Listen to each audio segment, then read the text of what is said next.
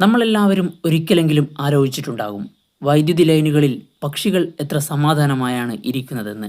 പക്ഷെ അവർക്ക് ഷോക്കടിക്കാത്തത് എന്തുകൊണ്ടാണെന്ന്. അതേസമയം ഒരു മനുഷ്യൻ വൈദ്യുതി ലൈനിൽ തൊട്ടാൽ ഉടൻ അപകടമാണെന്നാണല്ലോ നമ്മൾ മനസ്സിലാക്കിയിരിക്കുന്നത്. അപ്പോൾ പക്ഷികൾക്ക് എന്താണ് പ്രത്യേകത?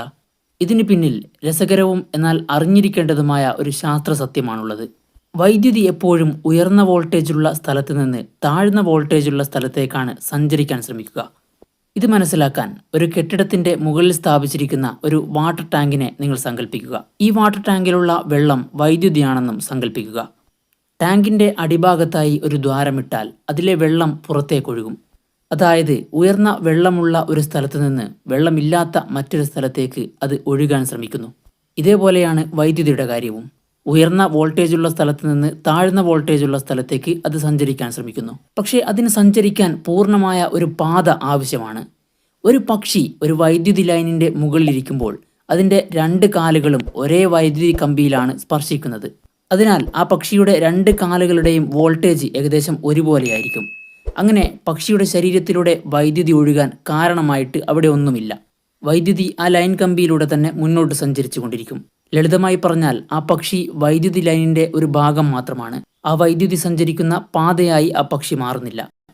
അതേസമയം ആ പക്ഷി ഒരേ സമയം രണ്ട് വ്യത്യസ്ത ലൈൻ കമ്പികളിലാണ് സ്പർശിച്ചിരിക്കുന്നതെങ്കിൽ, അതുമല്ലെങ്കിൽ ഒരു വൈദ്യുതി കമ്പിയും ഭൂമിയുമായി ബന്ധമുള്ള ഒരു ട്രാൻസ്ഫോമറോ അല്ലെങ്കിൽ മറ്റേതെങ്കിലും ഒരു വസ്തുവുമായി തൊട്ടിരിക്കുകയാണെന്ന് സങ്കല്പിക്കുക.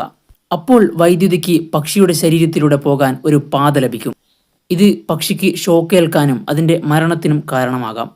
അതുകൊണ്ടാണ് വലിയ ചിറകുള്ള പക്ഷികൾക്ക് കൂടുതൽ അപകട സാധ്യതയുള്ളത്. കാരണം അവയുടെ ചിറകുകൾ അബദ്ധത്തിൽ രണ്ട് ലൈൻ കമ്പികൾ തമ്മിൽ തൊട്ടുപോയേക്കാം. ഇനി ഒരു മനുഷ്യൻ ഈ ഒരൊറ്റ ലൈൻ കമ്പിയിൽ മാത്രം തൂങ്ങി നിന്നാൽ ഷോക്ക് അടിക്കുമോ? വിശ്വസിക്കാൻ ബുദ്ധിമുട്ടാണെങ്കിലും അതിന്റെ ഉത്തരം സാധാരണയായി ഇല്ല എന്നതാണ്. അതായത് ഒരു മനുഷ്യൻ ഒരു ലൈൻ കമ്പി മാത്രം സ്പർശിച്ച് ഭൂമിയെയോ മറ്റൊരു പോളിനെയോ ഒന്നും തൊടാതെ തൂങ്ങി നിൽക്കുകയാണെങ്കിൽ അവന്റെ ശരീരവും അതേ വോൾട്ടേജിലായിരിക്കും. അതിനാൽ ശരീരത്തിലൂടെ ഗണ്യമായ വൈദ്യുതി ഒഴുകില്ല. എന്നാൽ ഇത് കൂടുതൽ അപകട സാധ്യതയുള്ളതാണല്ലോ. കാരണം പക്ഷിയുടെ ഭാരമല്ലല്ലോ മനുഷ്യന്. അവിടെ ചിലപ്പോൾ ബാലൻസ് നഷ്ടപ്പെട്ട് മനുഷ്യൻ മറ്റൊരു കമ്പി കൂടെ പിടിച്ചു പോയേക്കാം, അല്ലെങ്കിൽ ഭൂമിയുമായി ബന്ധമുള്ള മറ്റേതെങ്കിലും വസ്തുവുമായി തൊട്ടുപോയേക്കാം. ഇതുപോലെയാണ് ചില പ്രൊഫഷണൽ ലൈൻ വർക്കർമാർ ഉയർന്ന വോൾട്ടേജുള്ള ലൈവ് വൈദ്യുതി വയറുകളിൽ റിപ്പയർ ജോലികൾ ചെയ്യുന്നത്. അവർ പ്രത്യേക സംരക്ഷണ വസ്ത്രങ്ങൾ ധരിച്ച് ശരീരത്തിന്റെ വോൾട്ടേജ് വയറിനോടൊത്ത് വരുത്തിയ ശേഷമാണ് വൈദ്യുതി വയറിൽ സ്പർശിക്കുന്നത്. പക്ഷേ യഥാർത്ഥത്തിൽ ഇത് അതീവ അപകടകരമാണ്.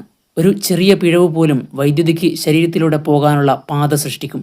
ഉയർന്ന വോൾട്ടേജുള്ള വയറുകൾക്ക് അടുത്തു പോകുന്നത് പോലും അപകടകരമാണ്. കാരണം ചിലപ്പോൾ വൈദ്യുതിക്ക് വായുവിലൂടെ തന്നെ വളരെ ചെറിയ ദൂരം സഞ്ചരിക്കാൻ കഴിയും.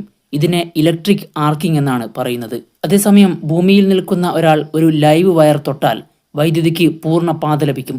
ഇലക്ട്രിക് വയർ, ശരീരം, ഭൂമി. അപ്പോഴാണ് ഷോക്ക് ഉണ്ടാകുന്നത്. അതിനാൽ പക്ഷികൾക്ക് വൈദ്യുതിയിൽ നിന്ന് രക്ഷപ്പെടാൻ കഴിയുന്നത് അവയ്ക്ക് പ്രത്യേക ശക്തിയുള്ളത് കൊണ്ടല്ല, വൈദ്യുതിക്ക് അവയുടെ ശരീരത്തിലൂടെ പോകാനുള്ള ആവശ്യമില്ലാത്തതിനാലാണ്, സഞ്ചരിക്കാനുള്ള പാതയില്ലാത്തതിനാലാണ്. ആ ചെറിയ വ്യത്യാസം തന്നെയാണ് ജീവനും മരണവും തമ്മിലുള്ള വലിയ അന്തരവും.